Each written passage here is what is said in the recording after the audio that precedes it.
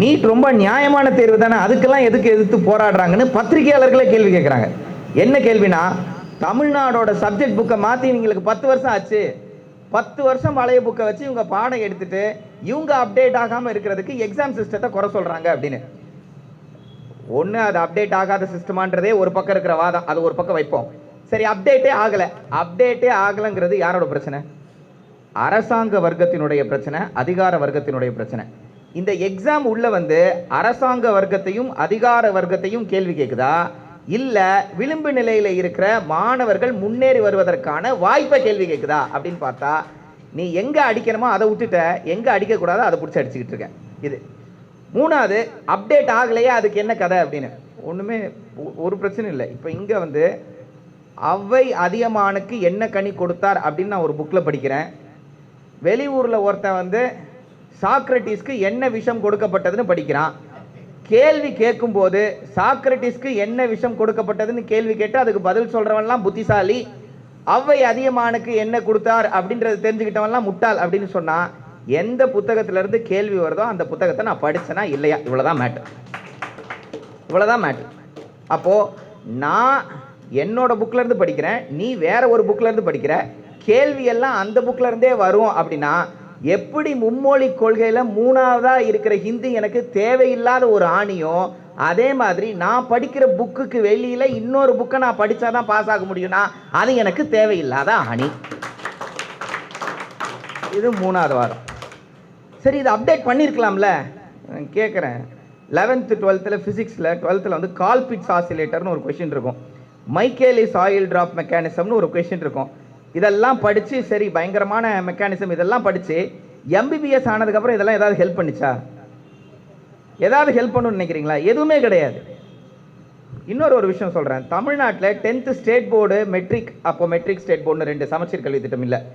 அந்த 2 புக்லையுமே உங்களுக்கு என்ன இருக்குன்னா, ஒரு மாம்பழம் எந்த வகை ட்ரூப், அதே வந்து இந்த ஆரஞ்சு பழம் எந்த வகை ஹெஸ்பரிடியம் இப்படின்னு ஒரு இது இருக்கும். பெரி, போம், ஹெஸ்பரிடியம், பெப்போ அப்படின்றது. இது எங்க எத்தனாவது ஸ்டாண்டர்ட்ல வரும் அப்படின்னா 10th ஸ்டாண்டர்ட். சரியா? சிபிஎஸ்சி ஸ்கூல்ல அது எப்போ வரும் அப்படின்னா 12ஆம் கிளாஸ்ல வரும். 11th ஸ்டாண்டர்ட்லேருந்தே பிஜி ப்ரிப்பரேஷன் போவாங்கல்ல, அந்த கிளாஸ்க்கு நானும் இந்த மாதிரி நீட்டுக்கு முன்னாடி ஏஐபிஎம்டி ஒரு டெஸ்ட் இருக்கு, அதுக்கு நான் போகிறேன். எந்த டாப்பிக்குமே எனக்கு வாய் திறந்து பேச முடியாது, ஏன்னா நான் படித்த படிப்பு வந்து வேற சிலபஸ். சிபிஎஸ்சி பசங்க பயங்கரமாக கமிட் பண்ணுவாங்க. ஆனால் அந்த பெரி, பெப்போ, போம் அப்படிங்கிற ஒரு டாப்பிக்கை 11th ஸ்டாண்டர்டில் எங்களுக்கு ஒருத்தர் வந்து எடுக்கிறாரு. எல்லாரும் சைலண்டாக இருக்கான், நான் மட்டும் பேசுகிறேன். நான் என்ன சொல்கிறேன், நான் புத்திசாலி அவன் முட்டாள்னு சொல்ல, அவன் புத்திசாலி நான் முட்டாள்னு சொல்ல.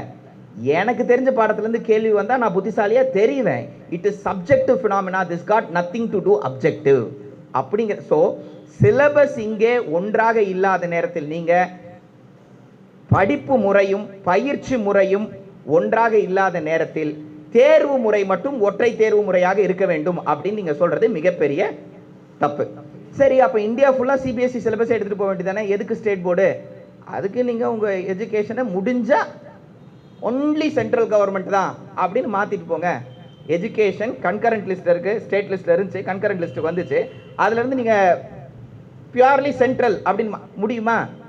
முடிஞ்சால் அது ஃபெடரலிசம் ஏற்றுக்குமா? ஏற்றுக்காதுல்ல.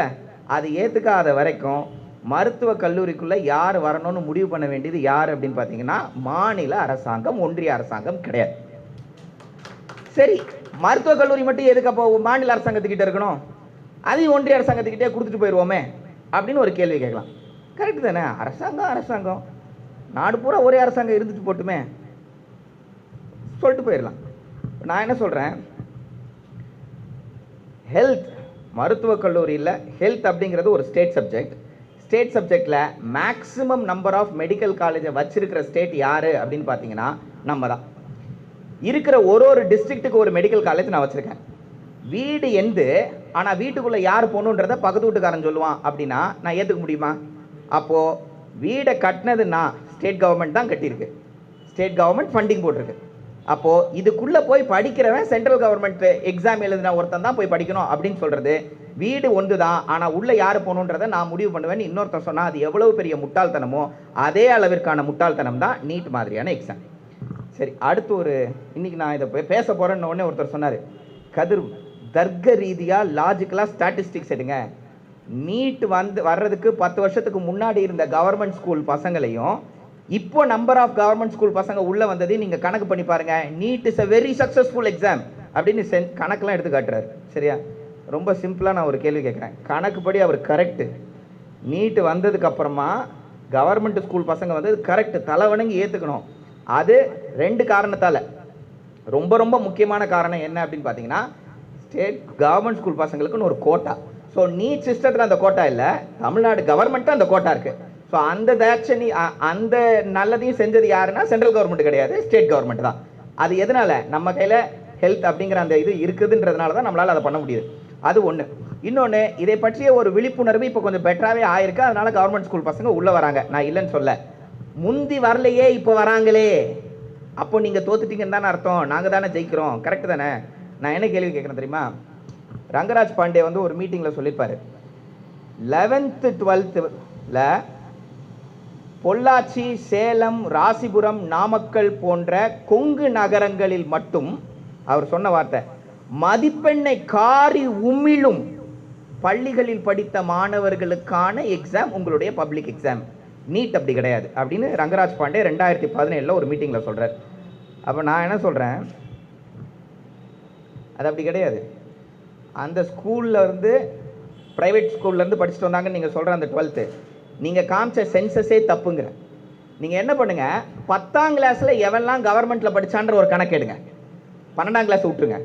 10ஆம் கிளாஸில் எவன்லாம் கவர்மெண்ட்டில் படித்தான்ற கணக்கை எடுத்துட்டு இப்போ எவன்லாம் அதில் டாக்டர் ஆயிருக்கான கணக்கு எடுத்திங்கன்னா, இப்போவும் நீட்டுக்கு முன்னாடி இருக்கிற பசங்க தான் கவர்மெண்ட்டில் டாக்டர் ஆகியிருப்பாங்க, கவர்மெண்ட் ஸ்கூல் படித்த பசங்க. ஓகேவா? எப்படி அப்படின்னா, முன்னாடி இவங்க சொன்ன அந்த மதிப்பெண்ணை காரி உமிழும் பள்ளிகள்னு சொன்னார்ல, அவங்க என்ன பண்ணுவாங்கன்னா, 10ஆம் கிளாஸில் ஒவ்வொரு டிஸ்ட்ரிக்ட்லையும் எவன்லாம் டாப்பர், அது அவனோட பிஸ்னஸ் ஸ்ட்ராட்டஜி. எவன்லாம் டாப்பரோ அந்த பசங்கள்லாம் கூப்பிடுவாங்க. கூப்பிட்டு, தம்பி உனக்கு தங்க இடம் ஃப்ரீ, சாப்பாடு ஃப்ரீ, ட்ரெஸ்ஸு ஃப்ரீ, அயன் பண்ணி வரும், ட்ரெஸ்ஸு ஃப்ரீ, எல்லாம் ஃப்ரீ, ஆனால் நீ எங்கள் ஸ்கூலில் தான் படிக்கணும். இப்படி கூப்பிட்டு படிக்க வைப்பாங்க. படிக்க வச்சு 12 நேச்சுரலாகவே படிக்கிற பையன் அவனை கூப்பிட்டு படிக்க வச்சு தன்னால் வந்தது என்னால் வந்ததுன்னு அவங்க மார்க்கெட்டிங் பண்ணிப்பாங்க. அவ்வளோதான். ஸோ 12th பொறுத்த வரைக்கும் ரிசல்ட் வரும்போது அவங்க ப்ரைவேட் ஸ்கூல் ஸ்டூடெண்ட்ஸ், ஆனால் 10th அவங்க எல்லாரும். ஸோ உண்மையிலே நெஞ்சில் தராணி இருந்துச்சுன்னா நீங்கள் அந்த சென்சஸ் எடுத்துகிட்டு வாங்க. 10ஆம் கிளாஸில் கவர்மெண்ட் ஸ்கூலில் படித்த எத்தனை பசங்க முன்னாடி சிஸ்டமில் டாக்டர் ஆகிருக்காங்க, இப்போ டாக்டர் ஆகிருக்காங்க, அதில் எத்தனை பேர் கோட்டா இல்லாமல் டாக்டர் ஆகிருக்காங்க. ஏன்னா முன்னாடி இப்போ கோட்டா இல்லை. அப்போது ஸ்டாட்டிஸ்டிக்ஸ் புள்ளியலில் இருக்கிற பெரிய பிரச்சனையே அது என்ன சொல்லுது அப்படிங்கிறத விட அது என்னென்னலாம் மறைக்குது அப்படிங்கிறத தேடி ஆராய்ஞ்சு பார்க்குறதுல தான் உண்மையான விவரமே அடங்கியிருக்கு. ஸோ நீங்கள் புள்ளி புள்ளியாக எடுத்து நீட்டலாம், புள்ளிக்கு பின்னாடி பெரிய பிரச்சனை இருக்குது. அப்போது கவர்மெண்ட் ஸ்கூல் பசங்க வராங்க அப்படிங்கிற வாதமும் தப்பு. அடுத்து ஒன்று சொன்னாங்க, எப்பா மேனேஜ்மெண்ட்லலாம் காசு கட்டி படிக்கிறாங்கப்பா, அதெல்லாம் நீட் வந்தா ஒன்றுமே இல்லை. இங்கே சுரண்டல் என்பது ஒழிக்கப்படவில்லை, சுரண்டல் என்பது அங்கீகரிக்கப்பட்டிருக்கு. முன்னாடி நீட் வர்றதுக்கு முன்னாடி யாருக்கும் தெரியாமல் டேபிளுக்கு அடியில் ஒரு 1 கோடியோ இல்லை ஒரு 2 கோடியோ இல்லை அந்தந்த காலேஜுக்கு ஏற்ற மாதிரி ஒரு 30 லட்சமோ 40 லட்சமோ 80 லட்சமோ வாங்கிட்டு இருந்தாங்க. இப்போது வருஷ ஃபீஸு 30 லட்சம்னு அவன் சொல்லியே வாங்கலாம். 5 வருஷ ஃபீஸு 1.5 கோடி சொல்லியே வாங்கலாம். அப்போ சுரண்டல் இங்கே ஒழிக்கப்பட்டிருக்கிறதா இல்லை சுரண்டல் இங்கே அங்கீகரிக்கப்பட்டிருக்கிறதா அப்படின்னு பார்த்தா சுரண்டல் ஒழிக்கப்படவில்லை, சுரண்டல் அங்கீகரிக்கப்பட்டிருக்கு. சரி, ஏதோ ஒரு வகை அப்பயும் காசு வாங்கிட்டு தானே இருந்தானுங்க, இப்பயும் காசு தானே வாங்குறானுங்க. அட்லீஸ்ட் இதில் மெரிட்டாவது வருது இல்லை, நல்லா படிக்கிற பையலுக்கு தானே கிடைக்குது. அதுக்காக காசு கொடுத்தாலும் படிச்சிருந்தா மட்டும்தானே சீட்டு அப்படின்னு அதையாவது பார்த்தா வருஷம் நீட்டோட கட் ஆஃபை இறக்கிட்டு தான் போகிறானுங்க. அப்போது நான் ஒன்று சொல்கிறேன், knowledge is power but merit is myth. Knowledge is power, உன்னுடைய அறிவு என்பது ஒரு மிகப்பெரிய ஆயுதம், நான் இல்லை என்று சொல்லவே இல்லை. ஆனால் தகுதி என்பது ஒரு போலியான மாயை. தகுதியை எப்படி உருவாக்குவாங்க அப்படின்னா இந்த மாதிரி நீட் மாதிரியான எக்ஸாம் வச்சு தான் உருவாக்குவாங்க. இவங்க என்ன பண்ணுறாங்க அப்படின்னு பார்த்தீங்கன்னா, இப்போ நான் ஒரு கவர்மெண்ட் ஸ்கூல் பையன், என்னால் கவர்மெண்ட் மெடிக்கல் காலேஜில் சீட்டு வாங்க முடியல, ஆனால் என்கிட்ட மார்க் இருக்குது. அப்படிங்கிறதுக்காக என்னால் ப்ரைவேட் காலேஜில் போய் சீட்டு வாங்கி எடுத்து படிச்சிட முடியுமா? படிக்க முடியாது. ஏன்னா ப்ரைவேட் காலேஜோட ஃபீஸ் எவ்வளோ? 20 லட்சம் 25 லட்சம் 30 லட்சம் இருக்கு. அப்போ எவன் கையிலெல்லாம் அறிவு இருந்தாலும் காசு இல்லையோ அவனெல்லாம் அந்த சீட்டை விட்டுக்கிட்டே வருவான். அந்த சீட்டை 80,000 ரேங்க்கு 1 லட்சம் ரேங்க்ல கையில காசு வச்சிருக்கிற ஒருத்தன் இருப்பான். அவன் அறிவானவனா இல்ல. ஆனா உள்ள போகும்போது அந்த காலேஜில் பிரைவேட் காலேஜில் சீட் எடுக்கும்போது அவனுக்கு எப்படி ஒரு போலியான பிம்பத்தை நீ கொடுக்குற? நான் மெரிட்ல நீட் எக்ஸாம் எழுதி வாங்கினேன். உனக்கு கீழே இருக்கிறவன் கையில காசு இல்லை, அதனால நீ வாங்கின. புரியுதா? ஸோ இங்கே மேனேஜ்மெண்ட் கோட்டா ஒழிக்கப்படவில்லை. மேனேஜ்மெண்ட் கோட்டாவிற்கு மெரிட் என்கின்ற ஒரு மாயையான ஒரு பூசப்பட்டிருக்கிறது. இவ்வளவுதான். சரிப்பா, என்னதான் இருந்தாலும் ரேங்க் வாங்கினவன் தானே கவர்மெண்ட் காலேஜுக்குள்ள வரணும் தானே லாஜிக்கலான கேள்வி. நான் என்ன சொல்றேன், நான் ஹார்வர்டா, நான் ஆக்ஸ்போர்டா, நான் கேம்பிரிட்ஜா, நான் ஏன் காலேஜ் கட்டி வச்சிருக்கேன்? என் காலேஜ் தான் உலகத்தின் சிறந்த காலேஜ்னு எவனுக்காவது நிரூபிக்கிறதுக்கா? ஒரு மண்ணும் கிடையாது. நான் மெடிக்கல் காலேஜ் கட்டி வச்சிருக்கேன். எதுக்கு கட்டி வச்சிருக்கேன்? எனக்கு ஒரு முதலாளி இருக்கான். அவன் எங்கே இருக்கான் அப்படின்னா, கள்ளக்குறிச்சியிலையும் தூத்துக்குடியிலையும் திருநெல்வேலியிலையும் கல் உடச்சிக்கிட்டும் மண்ணை சுமந்துக்கிட்டும் விவசாயம் பண்ணிக்கிட்டும் ஒரு முதலாளி இருக்கான். மக்கள் அவன் சொல்கிறான், என் ஏரியாவுக்கு ஒரு டாக்டரை கொண்டு வந்து கொடுப்பா. அந்த முதலாளி சொல்கிறான், அந்த முதலாளி கேட்டுக்கொண்டதற்கு இணங்க அவனுக்கு ஒரு மருத்துவரை உருவாக்குவதற்கு தேவையான இன்ஸ்டியூட்டாக தான் என் இன்ஸ்டியூட் இருக்கே தவிர மெட்ராஸ் மெடிக்கல் காலேஜின் நோக்கம் உலகத்தின் தலை சிறந்த மருத்துவரை உருவாக்குவது அல்ல. எனக்கு வாழ்வு தரும் என் மக்களுக்கு தேவையான மருத்துவரை கொடுப்பதற்கு. கரெக்டு தானே? அப்போ மெட்ராஸ் மெடிக்கல் காலேஜுக்குள்ள வர்றவன் எப்படி இருக்கணும்?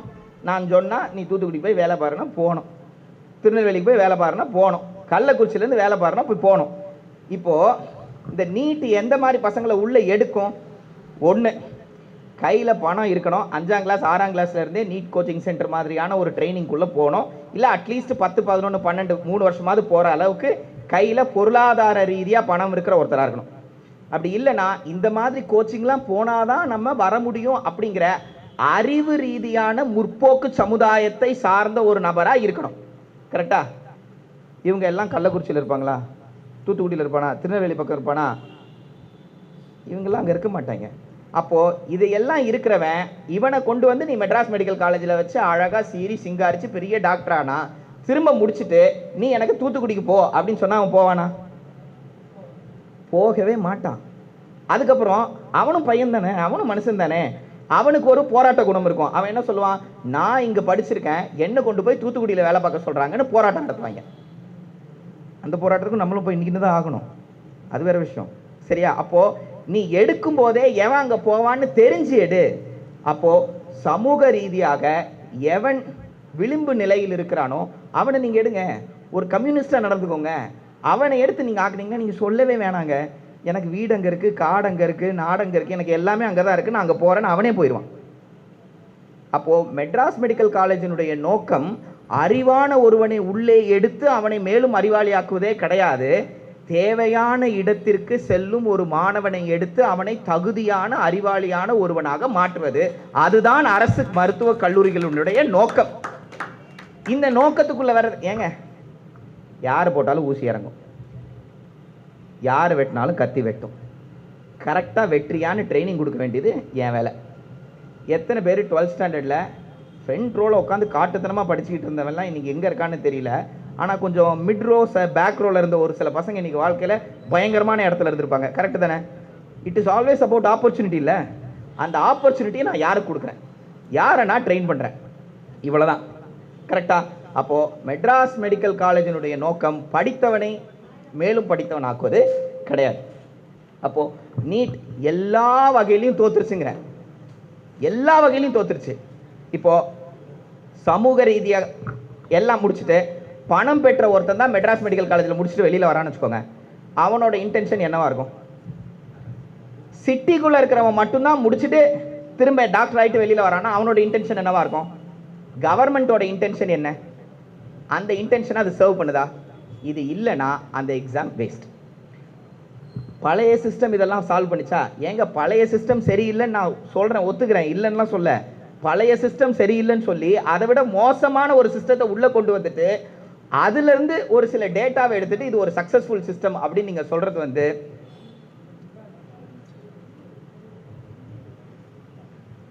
இந்த சமூகத்திற்கு நீங்கள் மிக அழகாக நேர்த்தியாக கட்டமைத்த ஒரு பொய் பிரச்சாரம். நீங்கள் பண்ணது மிக நேர்த்தியாக கட்டமைத்த ஒரு பொய் பிரச்சாரம். இன்னொன்று ஒன்று சொல்லட்டா, கடைசியில் இது எங்கே போய் முடியும்னு, நீட் மாதிரியான ஒரு எக்ஸாம் நீங்கள் வைக்கிறீங்க. வைக்கும்போது என்ன ஆகும் தெரியுமா? இப்போவும் ரிசர்வேஷன் கோட்டா அப்படியே தானே இருக்கு. ரிசர்வேஷன் கோட்டா அப்படியே தான் இருக்கு. ஸ்டேட் கவர்மெண்ட் கோட்டா அப்படியே தான் இருக்கு. கரெக்டா? அப்போ நீட் மூலமா தமிழ்நாட்டு பசங்க தானே உள்ள வந்து படிக்கிறாங்க. நீட் மூலமா அந்தந்த சாதிய ரீதியாக நீங்க கொடுக்கப்பட்ட ரிசர்வேஷன் கோட்டால இருக்கிற பசங்க தானே வந்து படிக்கிறாங்க. எதுவுமே மாறலையே, அப்ப நீட்டை நீங்க ஏத்துக்கிட்டு போக வேண்டியதானே அப்படின்னு ஒரு கேள்வி வைக்கலாம். சமூக நீதி பேசும் மக்களே, கரெக்ட் தானே? கோட்டா சிஸ்டம் மாறவே இல்லை.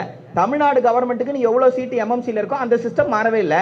அப்போ நீங்க நீட் சிஸ்டம் ஒரு சக்சஸ்ஃபுல் சிஸ்டம் தான். ரீசன் என்னன்னா, இந்த எதையுமே மாத்தாம ஒரு மெடிக்கல் எக்ஸாம் சிஸ்டமா உள்ள கொண்டு இருக்கோம். நியாயமான கேள்வி. ஆனா அனிதா சமூக ரீதியாக பிற்படுத்த மற்றும் தாழ்த்தப்பட்ட ஒரு நிலையில் இருக்கிற ஒரு பொண்ணு. இதே சென்னையில் கோட்டூர்புரத்தில் இதே இடத்துலையும் உங்களால் ஒரு எழும்பூர்லையும் கூட ஒரு சமூக ரீதியாக பிற்படுத்தப்பட்ட தாழ்த்தப்பட்ட ஒரு பொண்ணு இருக்கலாம். அனிதாக்கு கிடைக்கிற எஜுகேஷனல் ஆப்பர்ச்சுனிட்டி அந்த பொண்ணுக்கு கிடைக்குமா, இல்லை இவளுக்கு கிடைக்கிற எஜுகேஷனல் ஆப்பர்ச்சுனிட்டி அவளுக்கு கிடைக்குமான்னு பார்த்தா, உண்மையிலேயே சிட்டியில் இருக்கிறதுனால இந்த பெண் சாதிய ரீதியாக சற்று பின்னால் இருந்தாலும் இவங்களுக்கான அவேர்னஸ் வேற. கரெக்டா? அப்போ என்ன ஆகும் அப்படின்னா, கொஞ்ச நாள்ல ரிசர்வேஷன் சிஸ்டம் படி உள்ள வந்திருப்பாங்க. அனிதாக்கு பதிலாக சுனிதான்னு ஒரு பொண்ணு உள்ள வந்திருப்பா. ஆனா சுனிதாவோட அவேர்னஸ் என்னவா இருக்கும்? சுனிதாவோட அப்பா ஏற்கனவே சென்னையில் இருந்திருப்பாரு. சுனிதாவோட அப்பா ஓரளவுக்கு பெட்டரான பொசிஷன்ல இருந்திருப்பாரு. அப்போ கிராமத்தில் இருந்து வந்த ஒரு தாழ்த்தப்பட்ட பெண்ணுக்கு கிடைக்காது, ஆனா நகரத்தில் இருந்து வந்த ஒரு தாழ்த்தப்பட்ட பெண்ணுக்கு கிடைக்கும். இப்படி கிடைச்சிக்கிட்டே வந்துச்சுன்னு வச்சுக்கோங்களேன். கொஞ்ச நாள் ஆக ஆக ஆக ஆக படித்தவனுடைய பிள்ளையெல்லாம் படிக்க ஆரம்பிக்கும், படிக்காதவனுடைய பிள்ளையெல்லாம் படிக்காமலே இருக்கும். இப்போ இது ரிசர்வேஷன் சிஸ்டமா இல்லை சனாதனமா? தெரியாதனமா நீங்க கொஞ்சம் ஒரு தலைமுறை முன்னாடி பிடிச்சிட்டீங்க அப்படின்னா நீங்க கூட அந்த எலைட் குரூப்ல கொஞ்சம் வந்துடலாம். ஆனா பின்னாடி நீங்க விட்டு வச்சோம்ல, இவ்வளோ நாள் உங்களை விட்டு வச்சதே தப்புடா. ஆனா இதுக்கப்புறம் அந்த லேடரை பிடிக்காதவன் எவனும் தப்பி தவறி கூட பிடிச்சிடக்கூடாது அப்படிங்கிறத நீட் என்ன பண்ணும் அப்படின்னா உறுதிப்படுத்தும். இன்னொரு கொடுமை என்ன ஆகும் தெரியுமா? ஃபார் எக்ஸாம்பிள், இந்த ரிசர்வேஷன் சிஸ்டம்லலாம் இருக்கிற எல்லாம் பார்த்து கடைசியாக என்ன ஆகும் அப்படின்னா, எல்லாரோட ஃபினான்ஷியல் ஸ்டேட்டஸும் எடுப்பாங்க. ஒரு 20 வருஷம் ஆகட்டும், எல்லாரோட ஃபினான்ஷியல் ஸ்டேட்டஸும் எடுப்பாங்க. இவங்க யாரெல்லாம் எஸ்சின்னு சொல்லி உள்ளே வந்தாங்களோ அவங்க இன்ஸ்டியூட்டில் படித்து தானே வந்திருப்பாங்க. இன்ஸ்டியூட்டில் சீட்டுக்கு எவ்வளோ காசு? ஒரு வருஷம் படிக்க 2 லட்சமா? அப்போ 2 லட்சம் கொடுக்கக்கூடிய அளவுக்கு தகுதி இருக்கிற ஒருத்தன் தானே படிச்சுட்டு உள்ள வந்திருக்கான். அப்போ அவனோட ஃபினான்ஷியல் ஸ்டேட்டஸும் ஓரளவுக்கு பெட்டராக தானே இருக்கும். பாருங்க, டாக்டர் சீட்ல எல்லாரோட ஃபினான்ஷியல் ஸ்டேட்டஸும் ஒன்னா தான் இருக்கு. BC, MBC, FC, SC, ST எல்லாரோட ஃபினான்ஷியல் ஸ்டேட்டஸும் கோச்சிங் சென்டர் போற அளவுக்கு அவங்களுடைய ஃபினான்ஷியல் எபிலிட்டி ஒன்னா தான் இருக்கு. ஆக மருத்துவத்துறை எக்ஸாம்ல இனிமேட்டு கோட்டாக்கு அவசியமே இல்லை, வெறும் ஃபினான்ஷியல் ஸ்டேட்டஸை வச்சு மட்டும் வேணா நம்ம உள்ள எடுக்கலாம் அப்படின்னு ஒரு 10 வருஷம் கழிச்சு சொன்னா அதுக்கு தேவையான டேட்டா உங்ககிட்ட இருக்கும். இப்ப சொல்லலாம், இது ரிசர்வேஷன் மாதிரி தெரியுதா இல்லை இடபிள்யூஎஸ் கோட்டாக்கு அடுத்து இவங்க போடுற அடி மாதிரி தெரியுதா? புரியுதா? ஸோ நம்ம மூளைலாம் சின்னது, இவங்க 500 வருஷத்துக்கு பிளான் பண்ணி வச்சுருக்காங்க. ஸோ நீட் எதெல்லாம் ப்ராமிஸ் பண்ணிச்சோ அது எதையுமே பிடுங்க. இதெல்லாம் இந்த சமூகத்திலிருந்து களையப்படும். காசு கொடுத்து சீட்டு வாங்குறது களையப்படும் இல்லை, யாரு காசு கொடுத்தா சீட்டு கொடுப்போம் அப்படிங்கிறது களையப்பட்டிருக்கு. புரியுதா? காசு கொடுத்தா சீட்டு வாங்குவோன்றது இப்பவும் இருக்கு. ஆனா யாரு காசு கொடுத்தா சீட்டு வாங்குவோம் அப்படிங்கிறதுல அவங்க ஒரு செக் வச்சிருக்காங்க. ஸோ மேனேஜ்மெண்ட் கோட்டா ஒழிக்கப்படவில்லை, மேனேஜ்மெண்ட் கோட்டா அங்கீகரிக்கப்பட்டிருக்கு, சுரண்டல் அங்கீகரிக்கப்பட்டிருக்கு. ரெண்டாவது, ரிசர்வேஷன் சிஸ்டம் அப்படியே இருக்கிற மாதிரி தான் இருக்கும். ஆனா கொஞ்ச நாள் இந்த சிஸ்டம் முடியும் போது ரிசர்வேஷன் சிஸ்டம் தேவையில்லை அப்படின்னு மருத்துவத்துறையில வரும் நாட்களுக்கு தேவையான டேட்டா இப்ப இருக்கும். இப்ப கொண்டு வந்து நீட்டுறாங்கல்ல 12th ஸ்டாண்டர்ட் பசங்க பாருங்க, நீட் வர்றதுக்கு முன்னாடி 10 வருஷத்துல 400 பசங்க, இப்ப வருஷத்துக்கு 120 பசங்க. அப்ப எது நல்ல சிஸ்டம் அப்படின்னு நீ 12ஆம் கிளாஸே எடுக்காத, 10ஆம் கிளாஸ் ஸ்டாட்டிஸ்டிக்ஸை எடுத்தா தெரிஞ்சிடும் எது உண்மை எது போயின்னு. ஸோ தேவையில்லாத புள்ளியல்களை எடுத்து வச்சு கோர்ட்ல வச்சு ஆர்கியூ பண்ணி they will win what they wish. ஏதாவது ஒரு வகையில் இங்க இருக்கிற யாராவது பை எனி சான்ஸ் ஒரு கனவுலையாவது நீட் ஒரு நல்ல சிஸ்டம் அப்படிங்கிறதுக்கு யாராவது ஒரு ஃப்ரெண்டு உங்ககிட்ட ஒரு பாயிண்ட் சொல்லியிருப்பான்ல, உங்களுக்கு தோணி இருக்கும்ல, அப்படி ஏதாவது ஒரு பாயிண்ட் இருந்தால் சொல்லுங்களேன், ஒரே ஒரு பாயிண்ட். ஏதாவது ஒரு பாயிண்ட் யாராவது சொல்லியிருக்காங்களா? நீட் ஒரு அருமையான சிஸ்டம்பா. என்னது? அதாவது நான் இன்னொன்று, மெடிக்கல் காலேஜ் கட்டி வச்சிருக்கிறதோட ரோல் வந்து நீ சாதிச்சிட்ட அப்படிங்கிற அங்கீகாரத்தை கொடுக்கறதும், உன்னை தகுதியானவன் அப்படின்ற அங்கீகாரத்தை உனக்கு கொடுக்கறதும். நான் கவர்மெண்ட் ஏன் மெடிக்கல் காலேஜ் கட்டி வச்சிருக்கேன், நீ சாதிச்சிட்ட, நீ வாழ்க்கையில் வெற்றி பெற்று, இதெல்லாம் மெடிக்கல் காலேஜோட வேலை கிடையாது. மெடிக்கல் காலேஜ் ஓனர் யாருன்னு சொன்ன? தூத்துக்குடியில் இருக்க குப்பனும் சுப்பனும் எங்கள் மக்கள் தானே ஓனரு. அவன் என்ன சொல்கிறான், எனக்கு வேலை பார்க்க ஆள் கொடுன்னு கேட்குறான். நீ 56 வயசில் ஒருத்தனை வேலை பார்க்கறதுக்கு ஆள் கொடுக்குறேன்னு சொல்லி அவர் 50 வயசோ 52 வயசோ ஒருத்தர் சேர்ந்துருக்காரு. அவரை கொண்டு போய் நான் ஒரு 56 வயசில் கொண்டு போயிட்டு தூத்துக்குடியில் வேலை பாரு தம்பி ஐயா அப்படின்னு அனுப்பிச்சு வைக்கிறேன். எத்தனை வருஷம் அவர் வேலை பார்ப்பாரு? 10 வருஷம் மிஞ்சி போனா. சரியா? என் ஓனர் கேட்பான், நான் உன்கிட்ட யங் அண்ட் எனர்ஜெட்டிக் எம்ப்ளாயி கேட்டேன். யாரு? தூத்துக்குடியில் இருக்க குப்பன் கேட்பாரு என்கிட்ட. நான் உன்கிட்ட யங் அண்ட் எனர்ஜெட்டிக் எம்ப்ளாயி கேட்டேன், நீ என்ன இப்படி வயசான மக்களா எனக்கு கொடுத்துருக்க அப்படின்னு கேட்பார்ல. கரெக்டா? அப்போ நான் சாதிச்சுட்டேன், 20 வருஷ கடின உழைப்புக்கு பின் அந்த வெட்டி கௌரவத்தை கொடுக்கறதுக்கு கவர்மெண்ட் காலேஜ் நடத்தலை. கவர்மெண்ட் காலேஜ் நடத்துறது தூத்துக்குடியிலையும் திருநெல்வேலியிலையும், நான் தூத்துக்குடி அதனால அடிக்கடி வருது, அப்படி கள்ளக்குறிச்சிலையும் கோவில்பட்டிலையும் விழுப்புரத்துலையும் எங்கேயோ ஒரு இடத்துல என்னோட முதலாளி இருக்கான், அவனுக்கு வேலை செய்ய ஆள் வேணும், அவன் ஆரோக்கியமா இருக்கானான்னு பார்த்துக்கிறதுக்கு ஆள் வேணும். கரெக்டா? கடுமையாக உழைத்து 20 வருட கனவுக்கு பின் நான் டாக்டர் ஆகிவிட்டேன். நல்லது, நான் அது கடுமையான உழைப்பு, நான் அதெல்லாம் குறைய சொல்லலை. சரியா? ஆனால் அதை அங்கீகரிப்பதற்கு அரசாங்க மருத்துவமனை இல்லை. காரணம், அரசாங்க மருத்துவமனையின் முதலாளி அதை கேட்கவில்லை, மக்கள் அதை கேட்கவே இல்லை. மக்கள் எதை கேட்கிறார்கள்? எனக்கு உழைக்க யங் அண்ட் எனர்ஜெட்டிக்கான ஒரு ஆளை என் ஏரியாவில் கூடுன்னு கேட்குறேன். ஒருவேளை நீட்ஸ் இல்லைன்னு வச்சுக்கோங்களேன், இவர் ஆல் இண்டியா பிஎம்டி எக்ஸாம் எழுதியிருப்பார். எழுதி ஆல் இண்டியா கோட்டாலையும் இதே 55 வயசில் 56 வயசில் நீங்கள் உள்ளே வந்திருக்கலாம். ஆனால் உங்களுடைய கோட்டாவின் அளவு 15% தான். மீதி 85% மக்கள் என் பசங்களாக இருந்திருப்பாங்க. ஸோ இவர்களுக்கான வாய்ப்பை நான் மறுக்கலை, இவங்களோட என்ட்ரியும் இருக்கட்டும், ஆனால் கொஞ்சம் நேரோவாக இருக்கட்டுமே. என் மக்களுக்கான என்ட்ரி கொஞ்சம் ப்ராடாக இருக்கட்டுமே. ஏன்னா வீடு நான் கட்டி வச்சுருக்கேன்ல, என் மக்கள் வந்து உட்காந்து சாப்பிட்ற மாதிரி என் வீடு இருக்கணும்னு நான் ஆசைப்படுறேன். அவ்வளோதான். இந்த முடிவை எப்படி சென்ட்ரல் கவர்மெண்ட் எடுக்கலாம்? ஸ்டேட் கவர்மெண்ட் தானே எடுக்கணும். வீடு நான் தானே கட்டியிருக்கேன், வீடு எந்த தான், வாசல் எப்படி இருக்கணும் நான் தான் முடிவு பண்ணணும், பக்கத்து ஊருக்காரன் வந்து எப்படி முடிவு பண்ணுவான். இவ்வளோதான் லாஜிக்கான கேள்வி. இந்த 2 வாட்டி எழுதுறது 3 வாட்டி எழுதுறது ஆக்சுவலி வர்ற பசங்களோட வாய்ப்பு அது சுரண்டு. முடிஞ்சா எடுத்து முடிச்சுட்டு ஓடிடு, முடியலையா விட்டுடு, அடுத்து.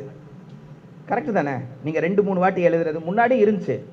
அப்படி ஒரு இம்ப்ரூவ்மெண்ட் எக்ஸாம்னு எழுதி அந்த ஸ்கோரை வச்சு நீங்கள் உள்ளே வரக்கூடாதுன்னு நடுவில் அதுக்கப்புறம் ஒரு சட்டம் வந்துச்சு.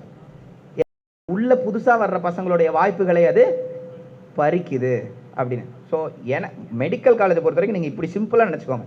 நீட் எக்ஸாமில் எந்த கேள்வி கேட்டாலும் அந்த ஆர்குமெண்ட்டை உடைக்கணும்னா ஒன்று தான், என் முதலாளி கள்ளக்குறிச்சியில் இருக்கா அப்படிப்பா, அவர் சொல்கிறாரு எனக்கு வேலை பார்க்க இப்படி ஒரு ஆள் வேணும், நீ வச்சிருக்கிற எக்ஸாம் சிஸ்டத்தால் இப்படி ஒரு ஆளை கொண்டு வந்து கொடுக்க முடியுமா முடியாதா? ஒரே கேள்வி முடிஞ்சு. இந்த ஒரு கேள்வியை கேளுங்க. 5ஆம் கிளாஸ்லேருந்தே படித்தாதான் வர முடியும்னு சொல்கிற அவேர்னஸ் இருக்கிறவன் கள்ளக்குறிச்சியில் போய் வேலை பார்ப்பானா? ஏற்கனவே அப்பா டாக்டராவோ லாயராவோ இன்ஜினியராவோ இருக்கிறவன் முடிச்சுட்டு கள்ளக்குறிச்சியில் போய் வேலை பார்ப்பானா? கவர்மெண்ட் வேலை என்ன? அங்கே போய் வேலை பார்க்குறேன். அதுக்கு தேவையான ஒரு எக்ஸாம் சிஸ்டம். பழைய சிஸ்டம் வேஸ்ட்டுன்னு ஃபீல் பண்ணுறியா? இருந்துட்டு போட்டு வேஸ்ட்டுன்னு கூட சொல்லிக்கோ, எனக்கு வெக்கமே இல்லை, நான் ஒத்துப்பேன். பழைய சிஸ்டம் நீட்டை விடவும் கேவலமான. நீ அதை மெருகேற்று, நீ அதை இம்ப்ரூவைஸ் பண்ணு, நீ பெட்டராக்கு. எப்படியோ விளிம்பு நிலையில் இருக்கும் ஒருவனுக்கு இந்த மருத்துவம் போய் சேரணுன்றதுக்கு என்ன செய்யணுமோ அதை நீ செஞ்சிரு. அதை விட்டுட்டு நீட் மாதிரி இன்னும் கொண்டு வந்து இருந்த சிஸ்டத்தை இன்னும் மோசமாக்கிட்டு கடைசியில் டேட்டாவை தூக்கிட்டு வந்து பாருங்கள் 12ஆம் கிளாஸில் முந்தி விட இப்போ தான் கவர்மெண்ட் ஸ்கூல் பசங்க நிறையா படிக்கிறாங்க அப்படின்னு சொல்கிறது வந்து திருட்டு ஏமாற்றுத்தனம். புரிஞ்சிருச்சா? இதை ஏன் இங்கே பேசிக்கிட்டு இருக்கோம் அப்படின்னா, என்ன ஆனாலும் மகனே படித்தாதான் சோறுன்னு சொல்கிற சமூகம் இந்த சமூகம். ஓகேவா? பிச்சை எடுத்தாவது படிக்கணும் அப்படின்னு சொல்கிற சமூகம் இந்த சமூகம். அதனால் நம்ம இங்கே பேசிக்கிட்டு இருக்கோம். இதுதான் பிரச்சனை அப்படிங்கிறது அங்கே புரியறதுக்கு இன்னும் ஒரு 20 வருஷம் ஆகும். 20 வருஷமும் இது லேட் ஆகிக்கிட்டே போதே. எவ்வளோ நாள்? 20 வருஷமும் பேசிக்கிட்டே தான் இருக்கணும்னா பேசிக்கிட்டே தான் இருக்கணும், வேற வழி இல்லை. ஏன்னா என்னைக்காவது ஒரு நாள் நியாயம் அந்த பக்கம் அவங்களுக்கு புரியும். ஐயோ இதுதான் நியாயமா அப்படின்னு. அப்போ இது ஆரம்பிச்சது நம்மன்றதையே அவங்க மறந்துடுவாங்க. அந்த நேரத்தில் அவங்களுக்கு போராடுறதுக்கு வெப்பன் சப்ளை யாரா இருக்கணும்? காரணம், அந்த அறிவு என்னும் வெப்பனை அழகாக பயன்படுத்திய சமூகம் இந்தியாவிலேயே நாம் தான். சரியா? நன்றிகள். ஏதாவது கேள்வி இருக்கா? யாராவது எப்பவாவது நினைச்சீங்களா? நீ கேளுப்பா, என்ன கேள்வியோ எப்படி வேணாலும் கேளுப்பா.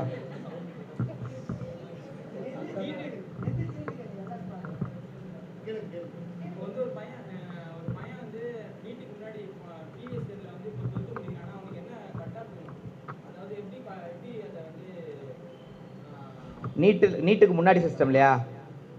பயாலஜி 100, மொத்தம் 200 mark cut off. Biology 100, physics 50, chemistry 50, மொத்தம் 200.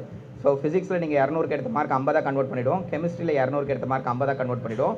பயாலஜியை 200க்கு இருந்தது 100 கன்வெர்ட் பண்ணுறோம். ஒரு 190, இட் டிபெண்ட்ஸ். நீங்கள் வந்து எஃப்சியாக இருந்தால் அரௌண்ட் ஒரு 198, 199 இருக்கணும். இஃப் அட் ஆல் சமூகத்தின் பிற்படுத்த நிலை, விளிம்பு நிலை மக்களாக இருந்தாலும் 191, 192 இருக்கணும்.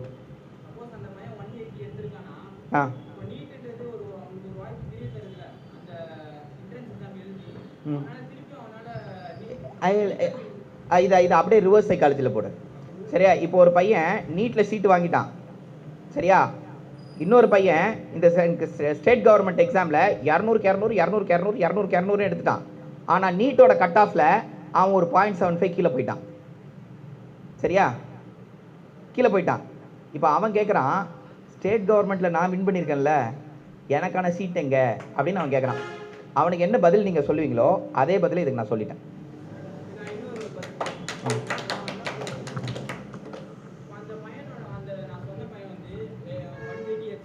180 வச்சிருக்கான். அதனால அவனுக்கு சீட்டு கிடைக்கல பழைய சிஸ்டம்ல. ஆனால் அவன் நீட் எக்ஸாம் எழுதி அவன் சூப்பராக ப்ரூவ் பண்ணிட்டான். என்னோட ஒரே கேள்வி, அதில் இன்னொன்று முடிச்சிடுறேன். ஒரே கேள்வி, கவர்மெண்ட் ஸ்டேட் போர்ட் சிஸ்டமில் 190 வாங்க முடியல, ஆனால் நீட்டு புக்கில் இருந்து கேட்கப்பட்ட கேள்விக்கு அவனால் 200க்கு ஒரு 195 மார்க் வாங்க முடியுதுன்னா அவன் கண்டிப்பாக கோச்சிங் போயிருக்கான்னு சொல்கிறேன். போனாலும் வாங்க முடியும், இல்லைனா வாங்க முடியாது. ஸோ அந்த செகண்ட் ஆப்ஷனை நான் யாருக்கு கொடுக்கணும்னு நான் விரும்புகிறேன்னா, ஒருத்தவங்க ஒரு எக்ஸாமில் தோக்குறான், இன்னொரு எக்ஸாமில் ஜெயிக்கிறான் அப்படின்னா, எவனுக்கு முடியாதோ, எவன் கையில் காசு இல்லையோ, எவன் முதல் தலைமுறை பட்டதாரியோ அவனுக்கு அந்த அட்வான்டேஜை கொடுத்துட்டு போங்க, நீ ஏன் சிஸ்டம் சொல்லுது. ஆனால் நீங்கள் என்ன தெரியுமா சொல்கிறீங்க? முதல் எக்ஸாமில் தோத்துட்டான், ரெண்டாவது எக்ஸாமில் நீட் மாதிரியான ஒரு எக்ஸாமில் கிளியர் பண்ணுறான். காரணம், அவன் கையில் காசு இருக்கு, இல்லை அவன் கையில் அவேர்னஸ் இருக்கு, இல்லை அவன் கோச்சிங் சென்டர் போயிருக்கான். அப்படின்னா அந்த அட்வான்டேஜ் அவனுக்கு கொடுக்கறத விட இவனுக்கு கொடுக்கறது தான் நியாயம். அரசாங்கத்தை பொறுத்தவரை தனியார் அதை அவனுக்கு கொடுத்துட்டு போயிடலாம். தனியார் மருத்துவக் கல்லூரி அவனுக்கு கொடுக்க. அப்போ நாங்கள் மேனேஜ்மெண்ட் கூட ஒன்றும் சொல்லியே, நீ வச்சிருக்க 15% சீட்டுக்கு 1 கோடி வாங்கிட்டு கொடு, 2 கோடி வாங்கிட்டு கொடு, நீ என்ன வேணாலும் கொடு, இல்லை நீ ரொம்ப ஆசையாக தன்னார்வமாக யாருக்காவது காசே வாங்க கொடுத்துட்டு போ. தனியார் அதை பற்றி நான் அதுக்குள்ளே வரவே இல்லை. கவர்மெண்ட் இப்படி தான் இருக்கணும். கவர்மெண்ட் எப்படி இருக்கணும்? இல்லாதவனுக்கு கொடுக்கறதுக்கும் வாய்ப்பு. எங்க பஸ்ஸுக்குள்ளே உட்காந்து படிச்சுட்டு போகிறவனுக்கு பாடம் எடுக்கிறதுக்கு இல்லைங்க கவர்மெண்ட் ஸ்கூலு. படியில் தொங்கிட்டு போகிறவனை எப்படியாவது படிக்க வச்சிடணும்னு நினைக்குதுல்ல, அதுதானே கவர்மெண்ட் ஸ்கூலு. அப்போ இந்த எக்ஸாம் மட்டும் எப்படி இருக்கணும்? அப்படி தானே இருக்கணும். உன் கேள்விக்கு ஆன்சர் பண்ணிட்டேன் நினைக்கிறேன். இல்லைனாலும் கேளுங்க, நான் சொல்கிறேன்.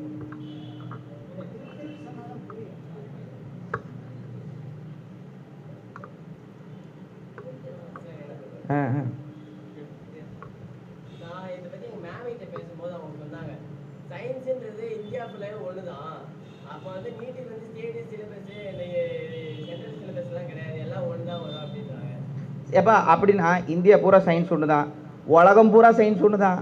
நான் ஒன்றுமே தப்புனே சொல்ல. உலகம் பூரா அப்புறம் ஏன் கோச்சிங் சென்டர் போகிறீங்க? உலகம் பூரா சயின்ஸ் ஒன்று தானே. எல்லாரும் கோச்சிங் சென்டர் போகாமல் சிபிஎஸ்சி புக்கை முடிச்சுட்டு நான் வந்து எக்ஸாம் எழுதுறேன், ஸ்டேட் போர்ட் புக்கை வச்சுட்டு நீ வந்து எக்ஸாம் எழுது, 2 பேரும் பார்த்துக்கலாம். அப்படி சொல்லலை. சிபிஎஸ்சி பையனுக்கே ஒரு கோச்சிங் சென்டர் போனாதான் லாஸ்ட் 10 இயர்ஸ் கொஸ்டின் கிடைக்குது. லாஸ்ட் 10 இயர் கொஸ்டின்ல இருந்து தான் ஒரு 50% கொஸ்டின் வருது. பேலன்ஸ் ஒரு 25% கொஸ்டின் வந்து அந்த 10 இயர் கொஸ்டின்ல கேட்கப்பட்ட தலைப்புகளுக்கு சற்றே உள்ளே போய் கேட்குது. மீதி ஒரு 10-20% கொஸ்டின் மட்டும்தான் தலைப்புக்கு அப்பாற்பட்டு புத்தகங்களுக்கு அப்பாற்பட்டு வருது. கரெக்டா? அப்போ அந்த கடைசி 10 வருடத்தோட அந்த 80% அந்த கேள்விகள் இருக்கு பார்த்தியா, அது எனக்கு எங்கே கிடைக்குது? உன் சிபிஎஸ்சி புக்கில் இருந்து மட்டும் கிடச்சிருதா? கோச்சிங் சென்டர் மூலமாக தானே கிடைக்குது. சயின்ஸ் ஒன்று தானே, ஏன் கோச்சிங் சென்டர் திறந்து வச்சிங்க? நாடு முழுக்க கோச்சிங் சென்டர் மூடிடுங்க, மூடிட்டு சயின்ஸ் ஒன்று தான் அப்படின்னு சொல்லிட்டு எக்ஸாம் நடத்துங்க. முடியுமா? தெம்பும் திராணியும் இருக்கா? நாடு முழுக்க இருக்கிற கோச்சிங் சென்டரை எப்பா நீட் ஒரு அற்புதமான எக்ஸாம்பா, கேமரா ரெக்கார்டிங்கில் இருக்குன்னா நான் சொல்கிறேன், ஒரே கேள்வி கேட்குறேன். நாடு முழுக்க இருக்கும். நான் நீட் பிஜிக்கு கேள்வி எடுக்கிறேன், நீட் பிஜிக்கு நான் கோச்சிங் சென்டருக்கு கிளாஸ் எடுக்கிறேன். அப்போ என்கிட்ட கேட்டாங்க, என்னப்பா நீட்டு வேணான்னு நீயே சொல்கிற, நீட்டு பிஜிக்கு நீயே. நீட்டு பிஜி வேறு, நீட்டு யூஜி வேறு. நீட்டு யூஜியில் தமிழ்நாட்டில் பையன் படிக்கிற புக்கு வேறு, ஆந்திராவில் படிக்கிற பையன் புக்கு வேறு, கர்நாடகா வேறு. ஆனால் உலகம் பூரா அனாட்டமி கிரேஸ் தான், உலகம் பூரா ஃபிசியாலஜி கைட்டன் தான், உலகம் பூரா பெத்தாலஜி ராபின்ஸ் தான். புரியுதா? அப்போது அங்கே எஜுகேஷன் சிஸ்டம் நியூட்ரல் ஆகிடுது. எக்ஸாம் சிஸ்டத்தால் மட்டுமே டிஸ்டிங்ஷன் வருதுங்கிறதுனால அதுக்கு அவன் கம்ப்ளீட் பண்ணிக்கிட்டு இருக்கான். நான் என்ன சொல்கிறேன், நீட் யூஜியில் எஜுகேஷன் சிஸ்டத்திலேயே பிரச்சனை இருக்குன்னு நீங்கள் சொல்லுவீங்க. அதை சரி பண்ணாமல் எப்படி எக்ஸாமினேஷன் சிஸ்டத்தை சரி பண்ணலாம்? இங்கே எஜுகேஷன் சிஸ்டமே ஒரே மாதிரி இல்லை. அம்பானி பிள்ளைக்கும் அருக்காணி பிள்ளைக்கும் ஒரே மாதிரியான கல்வி கிடைக்காத சமூகத்தில், அம்பானி பிள்ளைக்கும் அருக்காணி பிள்ளைக்கும் ஒரே மாதிரியான கல்வி கிடைக்காத சமூகத்தில் 2 பிள்ளைகளும் ஒரே தேர்வை தான் எழுத வேண்டும் என்று சொல்வது எவ்வளவு பெரிய அயோக்கியத்தனம். கேட்டா அறிவியல் ஒண்ணுதான்னு சொல்றது எவ்வளவு பெரிய அறியாமை. நம்மளும் நம்புவோம்ல, அதுக்காக தான் அப்படி சொல்றேன். நம்ம நம்புற மாதிரி செய்வாங்க. ஆனா எம்பிபிஎஸ் அப்படி கிடையாது. எம்பிபிஎஸ்ல அம்பானி பையனும் எந்த புக்கை படிக்கிறானோ அதே புக்கை தான் அருக்காணி பிள்ளையும் படிக்கும். புரியுதா? அப்போ நீ அங்க பிஜி எக்ஸாம் இந்த மாதிரி சென்ட்ரலைஸ்டு எக்ஸாமா நடத்து, பிரச்சனை கிடையாது.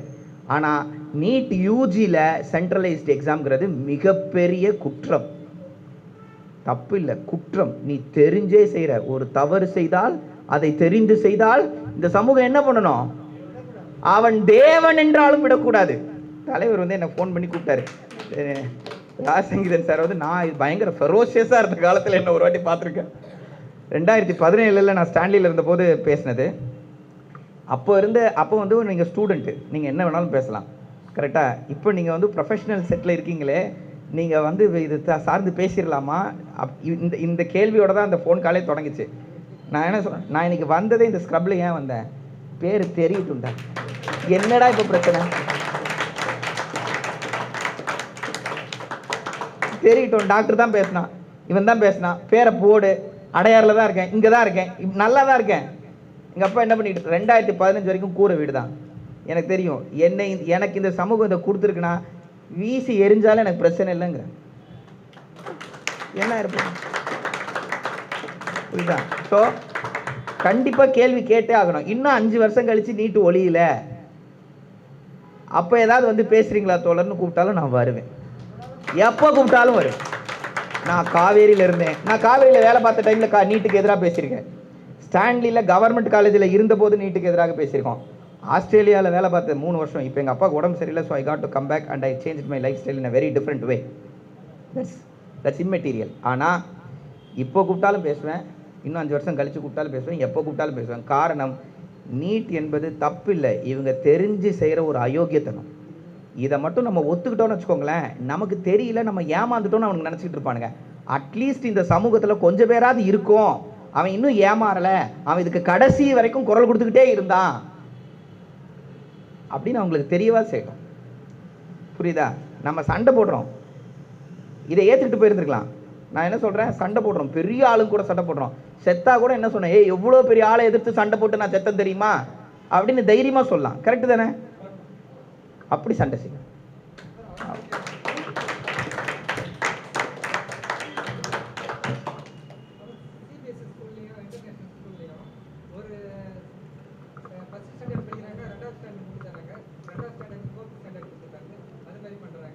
இல்லை, அது மெட்ரிக் ஸ்டேட் போர்டு இருந்த போதும் இதே பிரச்சனை இருந்துச்சு. 12th ஸ்டாண்டர்டில் மட்டும்தானே எம்பிபிஎஸ்க்கான சீட்டு, அதனால 12th ஸ்டாண்டர்ட் புக்கை 11th ஸ்டாண்டர்ட்லேயே கொடுப்பாங்க. அதெல்லாம் சரியானா? இதெல்லாம் எல்லா சிஸ்டம்லையும் இருந்த தப்பு. இது அந்த சிஸ்டம்லையும் இருக்குது, இந்த சிஸ்டம்லையும் இருக்குது. இதெல்லாம் கலைச்சி கொடுங்கன்னா நான் கேட்டோம். என்ன 11ஆம் கிளாஸ் பையனுக்கு 12ஆம் கிளாஸ் புக்கு கொடுத்த சிஸ்டம் போய் 1ஆம் கிளாஸ் பையனுக்கு 2ஆம் கிளாஸ் புக்கு கொடுக்குற அளவுக்கு ஒரு சிஸ்டமை நம்ம டெவலப் பண்ணியிருக்கோம். எவ்வளோ பெரிய முன்னேற்றம்ல. முன்னாடி இருந்த சிஸ்டமில் தப்பு இல்லையான்னு இல்லை, இருந்துச்சு. 11th ஸ்டாண்டர்ட் பையனுக்கு 12th ஸ்டாண்டர்ட் புக்கை 2 வருஷம் படிச்சுட்டு பண்ணுங்கன்னாங்க. இப்போ என்ன பண்ணியிருக்காங்க, 1ஆம் கிளாஸ்லேருந்தே நீ 2ஆம் கிளாஸ் புக்கை படி அப்படின்னு சொல்கிறாங்க. இது எவ்வளோ பெரிய தப்பு. ஸோ முன்னாடி இருந்த சிஸ்டமில் பிரச்சனை இருந்துச்சு, அதை களைவதை விட்டுவிட்டு புதிதாக ஒரு கலப்படத்தை சேர்த்தது முட்டாள்தான்.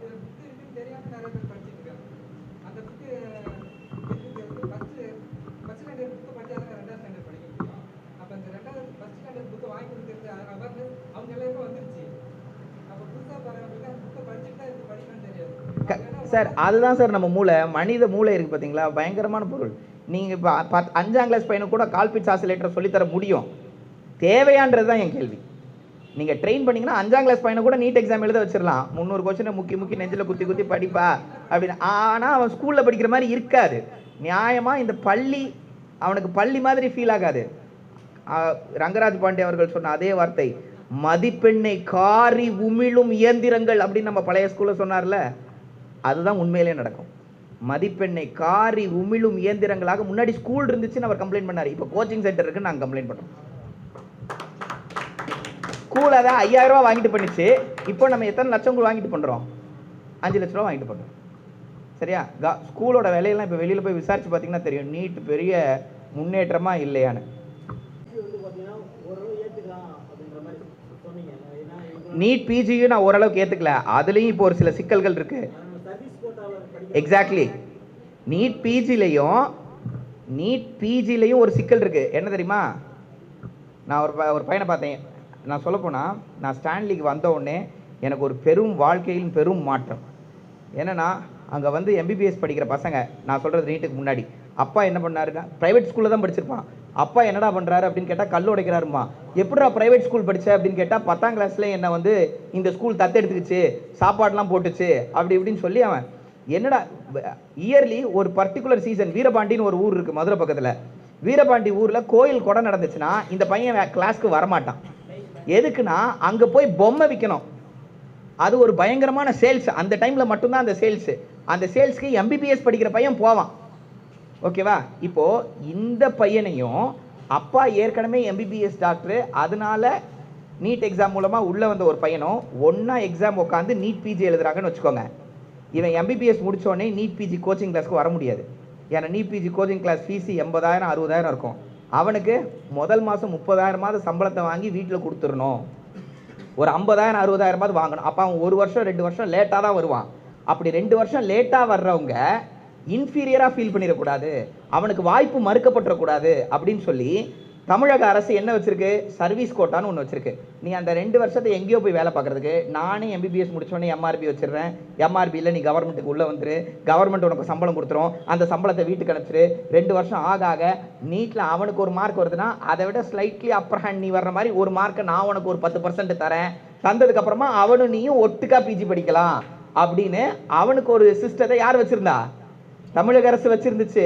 ஆனால் அதுக்கும் ஒவ்வொரு வாட்டியும் கோர்ட் கேஸ் போட்டு சர்வீஸ் கோட்டாக்குள்ளே போகலாமா போக முடியாதா, நான் சர்வீஸ் கோட்டாவா அதுவா இதுவா கேஸுன்னு எல்லா வருஷமும் இந்த சர்வீஸ் கோட்டா இப்போது ஒருவேளை இந்த 150 சீட்டோ 154 சீட்டோ நீட் சூப்பர் ஸ்பெஷாலிட்டிக்கு வெளியில் போச்சுல, அது மட்டும் வெளியில் போகாமல் இருந்துச்சுன்னா அந்த சீட்டை யார் எடுத்திருப்பா, கவர்மெண்ட் காலேஜில் கவர்மெண்ட் சர்வீஸில் இருந்த தமிழ்நாட்டு மாணவர்கள் 154 பேர் எடுத்திருப்பாங்க. அதை விட்டுட்டோம்ல நம்ம. ஸோ சர்வீஸ் கோட்டாக்கு பின்னாடி இப்படி ஒரு சித்தாந்தம் இருக்கு. இந்த சித்தாந்தத்தை டெல்லி உணர்றதுக்கு இன்னும் கொஞ்ச நாள் ஆகும். பாவம் யாரு, மக்கள் பாவம்.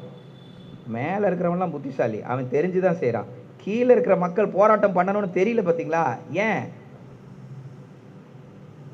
அறியாமையிலேயே அவங்கள வச்சிருக்காங்க. நம்ம போராடிக்கிட்டு இருக்கோம், அவ்வளோதான். இன்னும் 10 வருஷம் கழிச்சு அவனும் போராடும்.